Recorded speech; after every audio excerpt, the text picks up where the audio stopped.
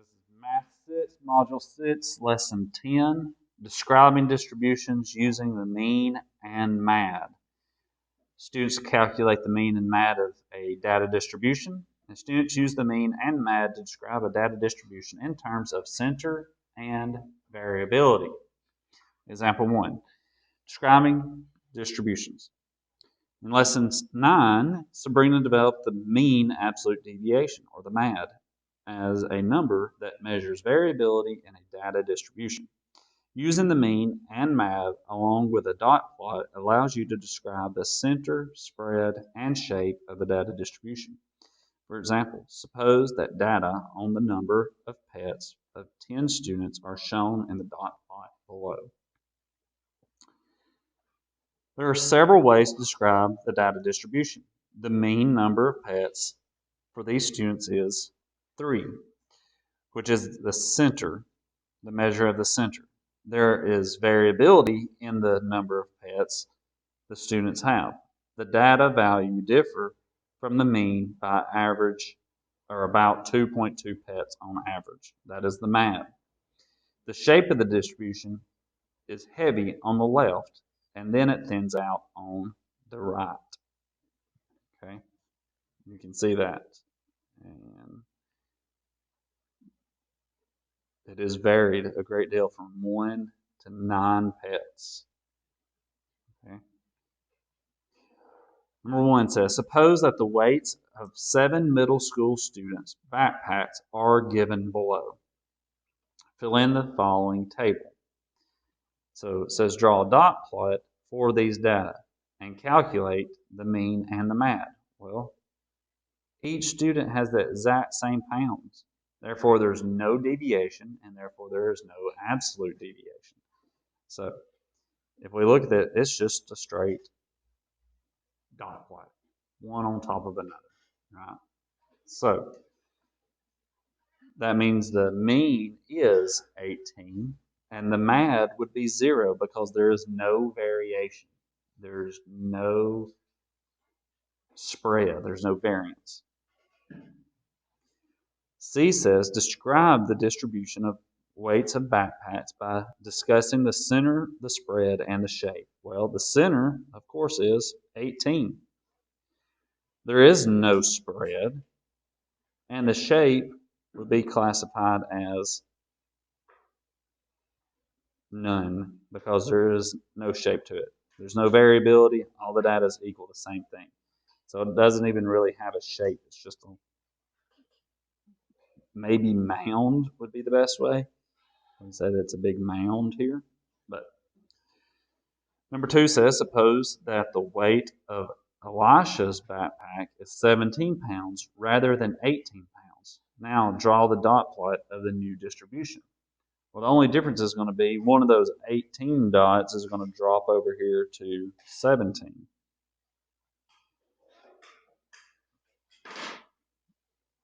Now, B says without doing any calculation, how is the mean affected by the lighter weight?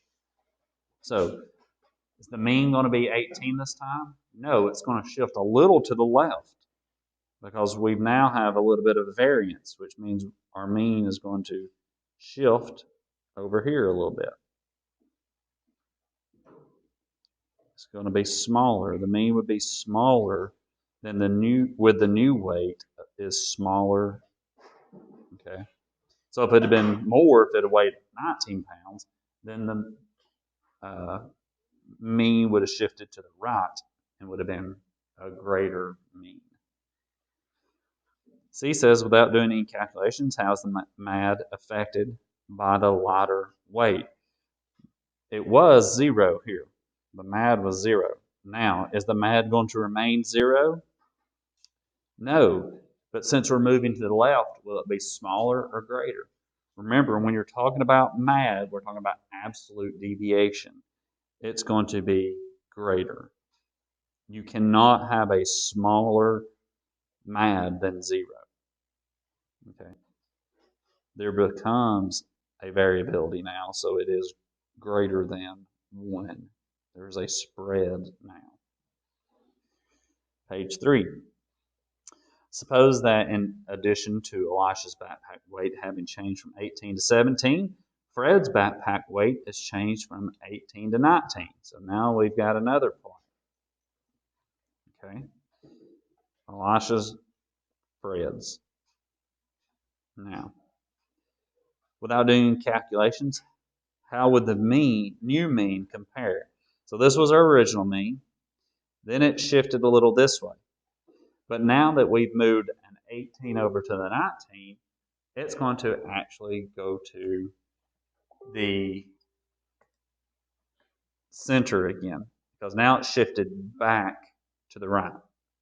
And it's going to be right on 18 again, because now we have a -1 and a +1. And now those are going to average out to be 0, so that's not going to move. The new mean is 18 pounds. We're back at the original. Without doing any calculations, would the MAD for the new distribution be the same as, smaller than, or larger than the original? Well, the original was 0. Now we have a greater variability because we're going from 17 all the way to 19, so it's going to be greater. There's more of a variability, therefore it's going to have a larger MAD, or a measure of absolute deviation, the mean of absolute deviation. So without doing any calculations, how would the MAD for the new distribution compare to the one in exercise 2? Well, there's more variation, therefore the MAD is going to be greater. Once again, suppose that 7 second graders' backpack weights were as followed. Once again, they're all 5. How is the distribution of the backpack weights for the second graders similar to the original distribution for the middle school students given in exercise 1? Well, they're all the same. They have no variability, 0 MAD. The shapes of the distributions on the dot plot are the same. They're just that one little mound shape. How are the distributions different? Well, the only difference is one is 18 and one is 5. Just on a number line, instead of them all being at 18, they're down here at 5. So there's nothing really different, just their location. Example 2 says using the MAD. Let me slide over here. Using data to make decisions often involves comparing distributions. Recall Robert is trying to decide whether to move to New York City or San Francisco based on temperature. Comparing the center, spread, and shape of the two temperature distributions could help him decide. So here are those dot plots from a few lessons back.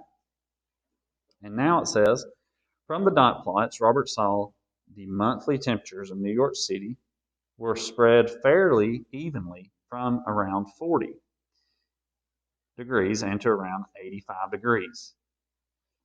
But in San Francisco, the monthly temperatures did not vary as much. He was surprised that the mean temperature was about the same for both cities.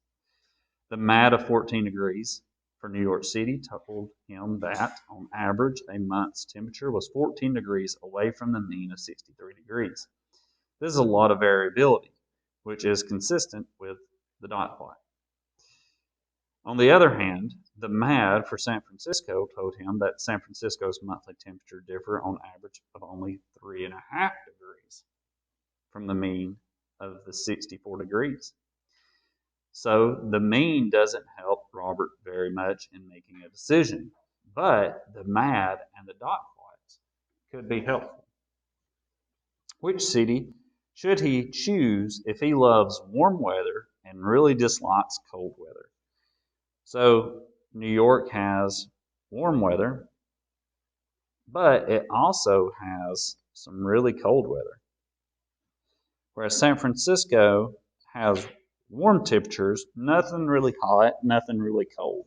So I think it would be best if he went with San Francisco, where there's very little variability. You can pretty much have one wardrobe. You're not having to get too hot, too cold. You don't need shorts. You don't need pants. You can pretty much go with one or the other and deal with it. Page 6. So here we go. We got C and B city, and we got the temperatures. So let's draw a dot plot of the monthly temperatures for each city. So you're going to have two dot plots here, city B and city C. Now we want to verify the mean monthly temperature for each distribution. So how do we find the mean? Mean equals sum over the total number. Okay? So we're saying that they are both 63 degrees. Well, how would we verify? Add them up and divide. Okay? So this says that the data nearly symmetrical around 63 degrees for CDB. The sum of the distance to the left of the mean is equal to the sum of the distance to the right.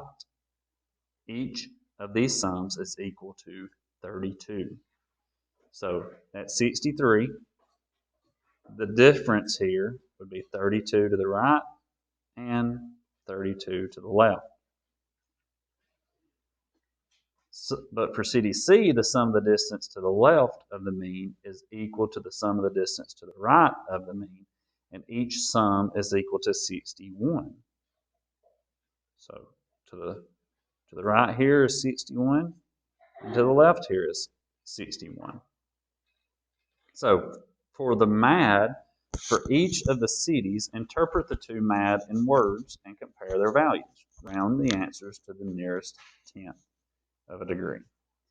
Well, the MAD is 5.2, or I'm sorry, 5.3 degrees for city B, which means that on average, the monthly temperature differs by 5.3 degrees from the mean of 63. So it's going to be somewhere between 69 and 57 degrees, 58 degrees on any given day, okay? But when we look at the MAD for city C, it's 10.2 degrees, which means that on average, the monthly temperatures differ by 10.2 degree from the mean of 63. So anywhere between 73 and 53 would be your average temperature for that month. So now then, how would you describe the differences in the shapes of the monthly temperatures and the distributions? So let's look at these dot plots. And this would be very mound shaped, where this would be a little bit more skewed. And let's see how they talk about it. It says the temperatures are nearly symmetrical, okay, around the mean of CDB. So CDB, we had 63, and they're symmetrical almost. Well, it is, exactly. Okay.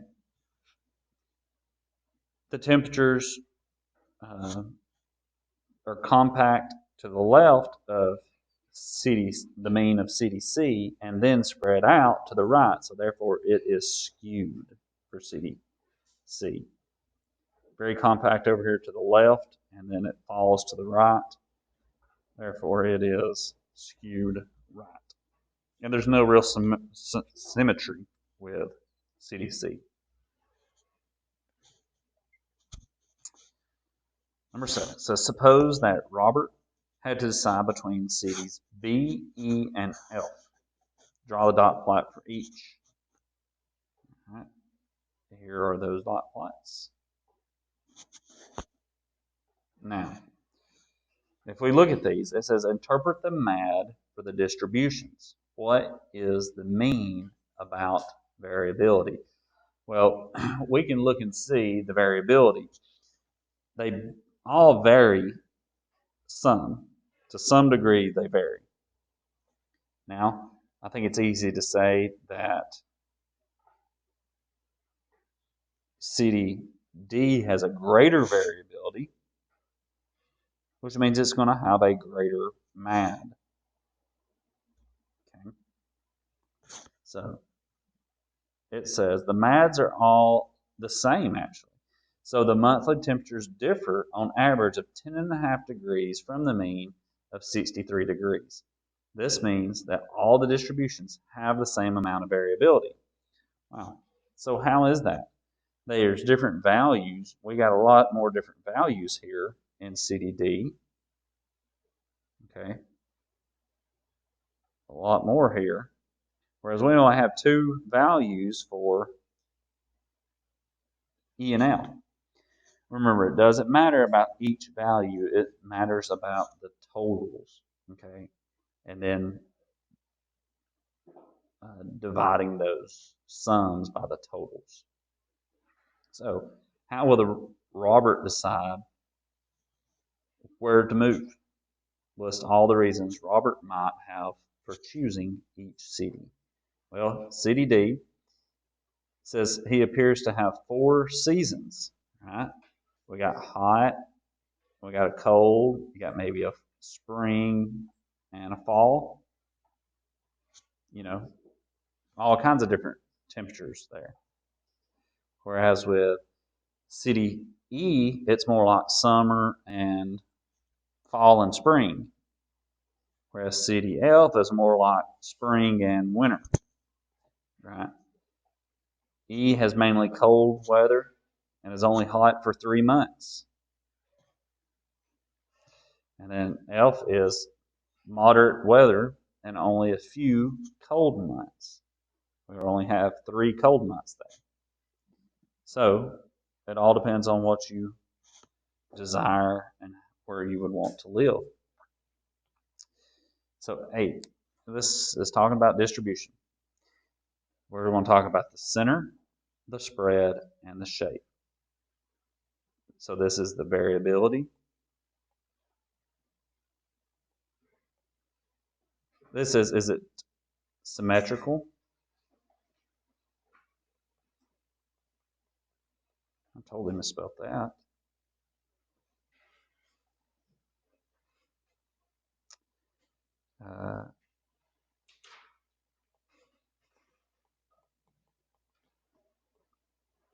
Or is it skewed? And the center is going to be talking about the mean. Now, how do we measure variability? By MAD. Okay. So the center can be measured by the mean, the spread can be measured by the MAD, and a dot plot shows the shape of the distribution. So we're going to have to do a dot plot to find the shape.